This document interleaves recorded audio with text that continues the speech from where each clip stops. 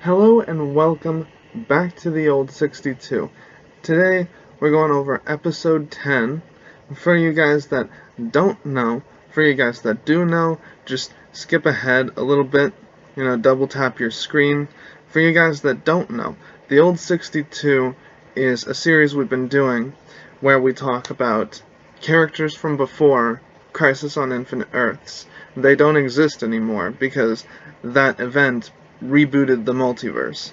So, today we're covering episode 10, only 52 more.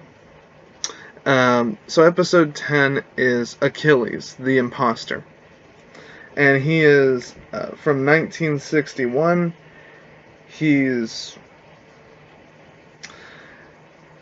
I don't know who his writer was. Have I ever said the writer of the character?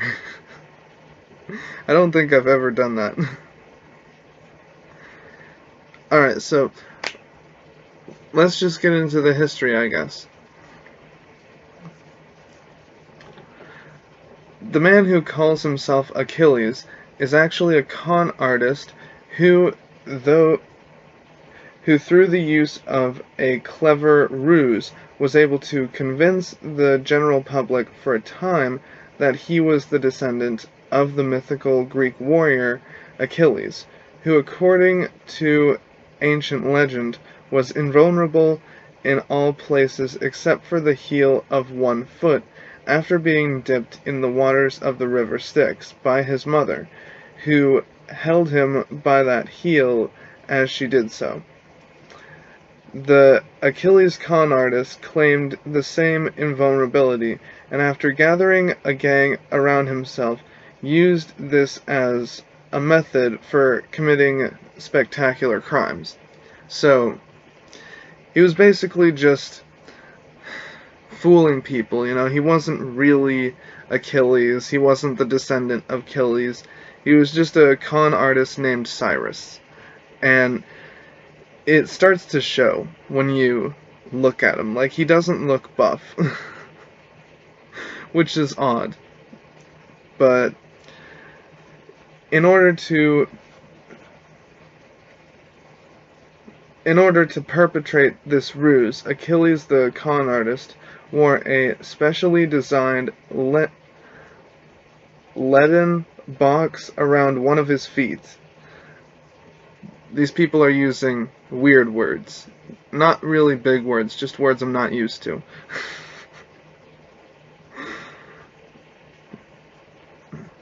Ostensibly, this would protect his Achilles heel from harm.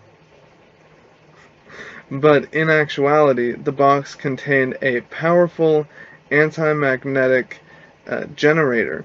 This generator created a powerful force field around his entire body, allowing him to repel any object made of metal, and thus whenever someone attempted to harm him with a knife or by shooting at him, the metallic objects would be repelled away from him, bolstering his claim to be invulnerable. That was actually a good idea, and I think this is one of the smarter characters we've talked about. I mean, Superlad 3 was basically brainwashed from his creation. Super Menace, he was just going by what his adoptive parents were telling him. I don't think that some of these guys in previous episodes used their brain much. But this guy, he seems to know what he's doing. So, this is a interesting turn. Additionally, he also wore a medallion made of kryptonite to keep Superman away from him. That was a smart move. See, I bet he got that from someone else because kryptonite is a big thing as far as Superman comics, so we always know that Lex Luthor uses a lot of kryptonite. I don't know, when did Lex Luthor come out?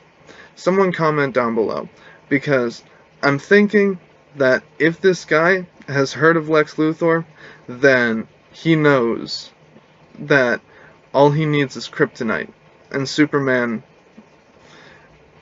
it doesn't matter if they're Superman.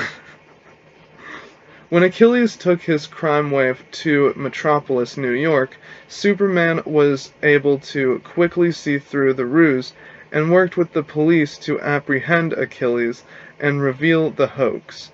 Since that time, Achilles has been in prison, and his foolishness has earned him only scorn. Okay, so he's in prison at the moment. Well, I guess not, because he got erased by that event, Crisis on Infinite Earths. So, yeah, I like his character. You know, he's got a lot going for him, but now he's been erased. So, we should bring him back, because he seemed like someone who really thought things through and tried to see things through to the end and only work for himself. You know, he was the guy in charge for the little ring he created. It did say that he made a gang, so I'm glad that he was, like, on top of things, whereas people in previous episodes were not. So, I think it would be interesting if he did come back, because that would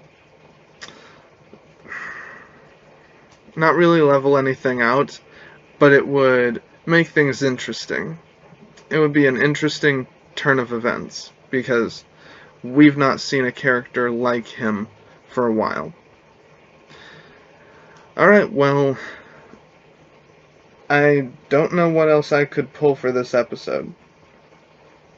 Who was his writer? I was wondering about that. It says, for creators, Ed Hamilton and Kurt Swan. Who's Edmund Hamilton? Okay, is he a writer? Yeah, he's a writer. And Kurt Swan is an artist. A penciler, an inker, and a cover artist. So yeah, he's basically an artist. So yeah, Edmund Hamilton was the writer for this guy's particular appearance. How many appearances did he have? It says first appearance, Superman 148, December, no. My eyes are watering up. October 1961. Yeah, I corrected my sleep schedule. We are A-okay now. But I fell asleep like 5 times before I started making this video. For like a brief moment. You ever do that? Like, you're really tired, but at the same time, you're not. And then you start going in and out of sleep, and you're only asleep for like a few minutes. And I mean, I had dreams. It was weird. So he obviously had multiple appearances. It doesn't say a last appearance. So it just gives the first appearance. Now, I would go to appearances and check like how many appearances he's had, but that would make an awkward pause. So I'll just wrap up this video. It seems like we got about as much time as we've had for a few other episodes, so might as well close. Have a good one, and I'll see you tomorrow. Who we got tomorrow? Tomorrow's gonna be kind of a silly one. Not really, well, I think he's a good character, but his name... Not his actual villain name, his real name. It's so silly. Alright, well, I'll see you guys tomorrow. Peace.